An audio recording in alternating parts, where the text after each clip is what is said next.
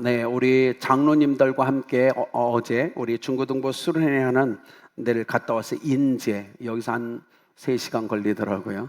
아침 일찍 가서 많이 격려해주고 함께 메시지 나누고 왔는데 참 그렇죠. 청소년기 가끔은 부모님하고 떨어져 있고도 싶고 친구들과 함께 잠도 자고 싶고 그 안에 또 은혜가 푹 젖어서 또 부어져서 젖어들고 싶고 정말 귀한 시간을 갖고 있습니다. 지금 전체 아마 95명 정도가 하고 있는데 올 때까지 기도 부탁드립니다. 또 화요일날 의료 선교가 떠납니다. 주님이 왜 기뻐하시는 길입니다. 여러분 올 때까지 기도해 주실 거죠? 네, 목소리가 작았어요. 돌아올 때까지 기도해 주실 거죠? 아멘. 왜냐하면 아름다운 교회가 가는 겁니다. 16명이 아닙니다. 우리가 마음으로 함께 가는 겁니다. 기도해 주시길 부탁드립니다. 오늘 요한복음 1장 29절에서 34절 말씀, 이제 알았습니다 라는 주제로 나누기를 원합니다. 저희 교회 장로님께서 저번 주에 저에게 책을 2권 선물해 주셨어요. 친구가 목사님인데 미국에서 목회한다고 그분이 쓴 이민 목회에 대한 책을 허락해 선물해 주셔서 제가 읽고 있는데 읽으면서 뭐 줄도 치고 또 은혜도 받고 목사님이 이민 목회를 하면서 겪었던 많은 이야기를 적어 놨는데 한 이야기가 이겁니다.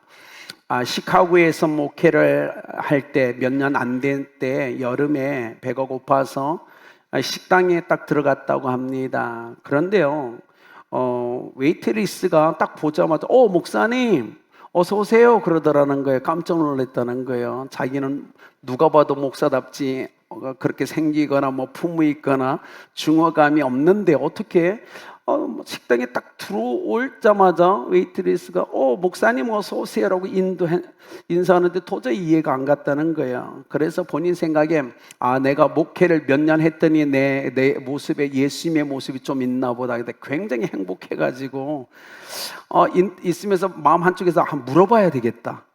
나야 뭘 보고 이렇게 목사라고 했는지 좀 물어봐야 되겠다 이렇게 했대요. 그래서 웨이트리스가 오자마자 이렇게 질문했답니다. 아니 어떻게 제가 목사인 줄 알았어요? 질문했다고 말합니다. 잔뜩 기대를 하고 있는데 이 웨이트리스가 이렇게 대답했대요.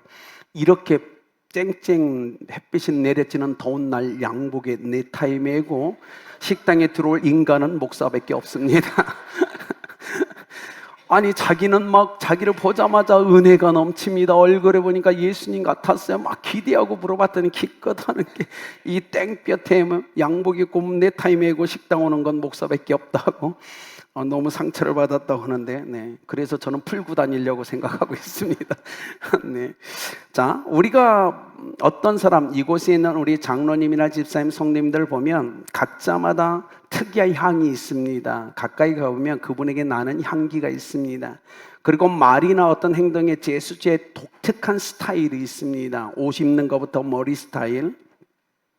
그래서 우리가 신앙생활을 함께 몇 년 하다 보면 저 멀리에서 걸어와도 알아요. 저게 누군지, 장로님인지 집사님인지 딱 알 수 있죠. 요한이 그랬어요. 어려서부터 예수님과 함께 성장해냈죠. 그런데 예수님을 잘 몰랐다고 고백합니다. 오늘 성경에 보니까 2번이나 요한은 31절과 33절에 나도 그를 알지 못했다라는 고백을 해요. 무슨 얘기일까요? 내가 그 예수님 특징을 보기 전까지 나는 예수님을 몰랐다. 정말 몰랐을까요? 아닙니다. 2분은 사촌지간이었죠. 어릴 때부터 함께 성장했습니다. 예수라는 사람을 모를 리가 없습니다. 그런데 모른다고 합니다. 뭘 몰랐을까요?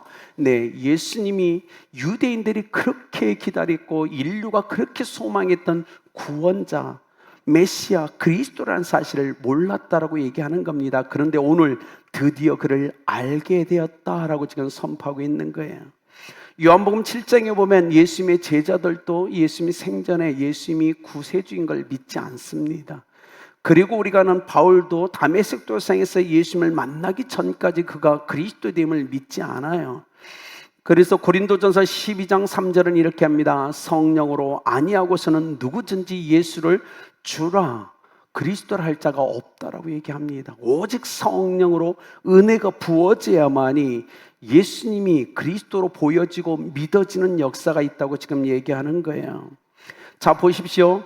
요한이 보기에 지금은 알지 못하지만 우리가 시선을 올려 예수님께 봅시다. 예수님은 성령으로 잉태하신 분이에요. 그죠? 사도행전 10장 38절에 이렇게 합니다. 하나님이 나사렛 예수에게 성령과 능력을 기름 붓듯 하셨다라는 표현을 씁니다. 자, 예수님은 태어날 때부터 성령이 충만하셨던 분이에요. 그죠? 그런데 오늘 요단강으로 예수님이 나오십니다. 요한이 있고 수많은 군중과 무리가 그것을 둘러싸고 있었어요. 그런데 놀랍죠? 하늘이 열려요. 침례를 받고 올라오는데 하늘이 열리고 성령이 비둘기같이 임하시며 하나님의 음성이 들리는 건 여러분 요단강에 있는 수많은 군중과 무리가 함께 복격하고 함께 들은 게 아니라는 사실입니다. 오직 요한만이 그를 보고 들었다는 게 놀랍지 않으세요? 그렇다면 왜 하나님은 요단강에서 침례를 주고 있는 이 요한에게 그렇게 그를 영화를 열어서 그의 믿음을 더해서 예수님 성령이 비둘기같이 그에게 임하는 것들을 보고 하나님의 음성을 듣게 하셨을까요? 이건 약속 때문에 그렇다는 겁니다. 요한에게 그런 분이 네 앞에 나타날 텐데 그가 바로 너희 그리스도임을 알라고 얘기하셨어요. 그래서 오늘 33절에 이렇게 얘기합니다. 나를 보내어 물로 침례를 베풀라 하신 그이가 나에게 말씀하시되 성령이 내려서 누구에게 머무는 것을 보거든 그가 곧 성령으로 침례 베푸는 자인 줄 알라. 요한은 이미 이 말씀을 예전에 받았어요. 그런데요, 지금까지 요단강에서 아무리 침례를 줘도 그런 사람이 나타나지 않는 거예요. 지금까지 없었어요, 그런 사람이. 그런데요, 어릴 때부터 사춘직으로 함께 성장한 그 예수가 요단강에 와서 침례를 받자마자 하늘을 열고 성령이 비둘기같이 그에게 오며 이는 내 사랑하는 아들이라는 하나님의 음성이 들려오기 시작합니다. 요한은 그것을 보고 확신했습니다. 이분이시구나. 아니, 내가 그렇게 지금까지 어릴 때부터 만났던 그가 메시아였다니. 그는 확신하죠. 확신했어요. 그는 알았어요. 이 요단강에서 침례를 베풀 때 성령이 임하고 하나님의 음성이 들린 건 누구를 위한 거였냐면 요한을 위한 거였어요. 그것에 함께 있는 모든 사람, 그들은 보지 못했어요. 듣지 못했어요. 오직 요한만이 유일하게 그 영적인 놀라운 은혜를 그가 경험합니다. 그래서 확신에 그가 잡히죠. 광야에 외치는 소리로 지금까지 인생을 살아왔던 그가 외치는 소리로 살다 사라지고 소식만 남아야 되는 그 사실을 정확히 알고 있던 그가 예수님을 보자마자 외칩니다. 보라, 세상 죄를 지고 가는 하나님의 어린 양이로다. 여러분이 놀랍죠? 자신은 소리예요. 잠시 있다 사라질 거예요. 이제는 소식인 예수님이 내 앞에 나타나셨으니 이젠 저분만이 군중 속에서 역사하셔야 된다는 걸 그는 알았죠. 이사야가 700년 전에 예고하셨던 고난의 종, 우리의 영원한 구속에 주신 주님, 그는 생각하며 외칩니다. 보라, 이스라엘 백성이여, 오늘 요단 강의 주변에 있는 모든 무리들이여, 보라, 저가 바로 하나님, 세상 죄를 지고 가는 하나님의 어린 양이로다. 그는 외치기 시작합니다. 그 외침에 확신이 있었어요. 담대함이 있어서 거침이 없었어요. 그리고 오늘 또 변함없이 이 시대를 살아가는 이곳에는 여러분에게 요한의 이 외침은 끊임없이 여러분 가슴에 울림이 되어야 된다는 사실입니다. 오늘 성령께서는 요한의 외침을 갖고 우리 교회에서요, 보라, 바쁘고 분주하고 힘들고 피곤한 인생들이여, 보라, 세상 죄를 지고 가셨던 예수 그리스도를 보라. 그리고 오늘도 끊임없이 누군가를 구원하기 위해서 십자가를 지고 걸으시는 그 예수님을 보라라고 성령은 말씀하고 있다는 사실입니다. 요한이 그걸 볼 수 있었던 건 놀라운 은혜예요. 그래서 제가 이 설교를 준비하며 이렇게 얘기했어요. 하나님, 어쩌면 우리 아름다운 교회 안에 믿음의 확신이 없는 성도가 있을 수도 있습니다. 그러니 은혜를 베풀어 주십시오. 요한과 같이 그들의 영안이 열리게 하시 주십시오. 그들이 주님을 참으로 볼 수 있는 그 은혜를 허락하여 주십시오. 그래서 이제는 주저하는 것이 아니라 담대하게 그렇다, 예수가 나의 구주시다라는 고백을 할 수 있도록 은혜 달라고 저는 기도했어요. 여러분이 체험적, 그 경험적 신앙이 되길 예수님의 이름으로 축복합니다. 그걸 위해서는 성령의 역사심이 있어야만 되는 거예요. 성령의 그 믿음을 더해 주시는 은혜, 그것이 믿어지는 은혜가 여러분 가운데 있어야만 된다는 거예요. 여러분, 조용기 목사님께서 서대문에서 작게 목회를 하실 때 이런 이야기가 있죠. 금요 철야 예배 때 대학생 하나가 와서 집회에 참석했는데 몸이 너무 아팠어요. 그래서 조용기 목사님에게 안수기도를 부탁합니다. 조 목사님은 그 대학생에게 예수 그리스도 이름을 명하노니 병고침을 받을지어다 선포하고 믿으라고, 역사는 일어난다고 얘기했어요. 학생은 아멘으로 받았습니다. 아멘. 그러자 조용기 목사님이 자, 그 은혜, 그 나았다고 믿는 사람 앞에 나와서 간증하라는, 갑자기.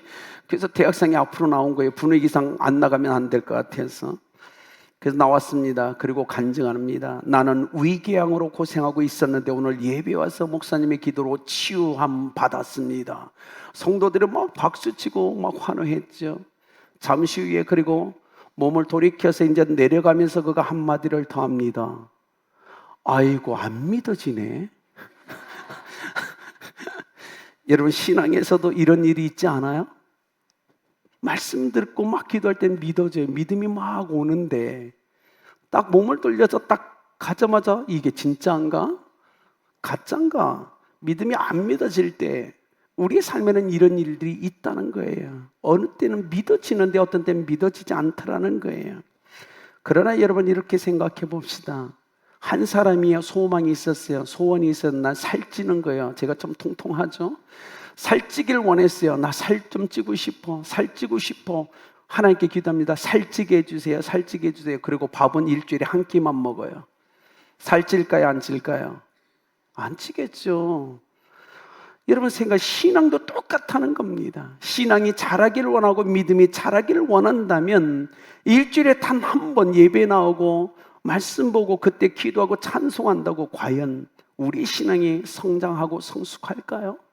하나님의 특별한 은혜가 있으면 가능할 겁니다. 하나님의 특별한 은혜로 때로는 누군가에게 그런 은혜를 허락할 겁니다. 그러나 성경은 이렇게 얘기합니다. 나를 간절히 찾고 찾는 자를 내가 만나리라라고 하나님은 말씀하셨다는 거예요. 밥을 먹는 간절함, 밥을 먹으면 살찌겠다는 간절함이 있을 때 살찌는 것처럼 성장하고 싶습니다. 믿고 싶습니다. 하나님, 그런 간절함이 있을 때, 우리 교회 학생 중에 이런 학생이 있어요. 오랜 동안 교회를 왔죠. 그런데 이렇게 얘기해요. 믿어지지 않아요. 이해갑니다. 충분히. 그러나 기억해야 될 거 있어요. 믿어져야 믿는 게 아닙니다. 믿기로 결단해야 믿어지는 은혜를 성령께서 허락하신다는 사실입니다. 여기 있는 우리 누구도 누가 와서 나에게 전도할 때 예수님을 정확히 알아서, 하나님을 알아서 믿은 사람 하나도 없습니다. 그냥 복음 듣고 믿기를 원합니다라는 믿음의 결단을 했더니, 그리고 신앙생활을 했더니, 교회에 나가 예배했더니 믿어지는 은혜가 임하더라는 겁니다. 이것이 신앙인 거예요. 절대 믿어지면 아니요, 믿기로 결단을 먼저 하십시오. 그러면 믿어지는 은혜는 성령께서 허락하실 겁니다. 거꾸로 가시면 절대 안 된다는 겁니다. 그래서 우리가 끊임없이 얘기하잖아요. 먼저 믿음의 결단을 하십시오. 그러면 믿어지는 은혜는 성령께서 허락하실 겁니다. 우리 모두 다 그랬어요. 처음에 하루, 이틀, 한 달, 두 달, 1년 나와도 믿어지지 않는 거예요. 믿음의 결단을 하고, 근데 하나님 앞에 네, 아직 잘 모르겠어요. 그런데 믿기로 결단합니다. 자, 오늘부터 하나님을 믿을 거예요. 그리고 신앙생활을 했더니 믿어지더라는 겁니다. 믿을 수 있도록 증거를 보여주시고 경험할 수 있는 은혜를 주시더라는 겁니다. 기도하니까 응답되더라고요. 누군가를 위해서 내 베풀었던 나의 삶이 더 풍성한 것으로 채우시는 것들을 경험되더라는 겁니다. 여러분, 그것이 신앙이라는 거예요. 오늘 요한은 이렇게 외칩니다. 보십시오. 제발 좀 보십시오. 주목하십시오. 기억하십시오. 세상 죄를 지고 가는 예수님을, 그 구주를 보셔야 됩니다고 얘기하고 있어요. 인류 역사는요, 여러분 기억하십시오. 예수님을 우리가 아무리 많이 바라봐도 문제될 건 하나도 없습니다. 인류의 문제는 예수님을 바라보지 않기 때문에 일어난 불행이었다는 겁니다. 어쩌면 신앙생활하면서 우리의 삶에 일어나는 많은 아픔도 어쩌면 우리가 주님을 바라보지 않기 때문에 일어나는 일들일 수도 있다는 거예요. 그래서 오늘 요한은 얘기합니다. 사랑하는 사람들이여, 제발 보십시오. 여러분은 일주일, 월요일부터 주일까지 일주일 중에 얼마나 주님을 바라보고 계십니까? 바쁘죠, 분주하죠, 피곤하죠. 네, 저도 그래요. 그렇지만 지금까지 지나온 시간보다 앞으로의 시간 조금 더 주님을 바라보시길 예수님의 이름으로 축복합니다. 옥하는 목사님이 너무 마음이 답답해서 제자 훈련을 하면서 제자들에게 이렇게 외쳤어요.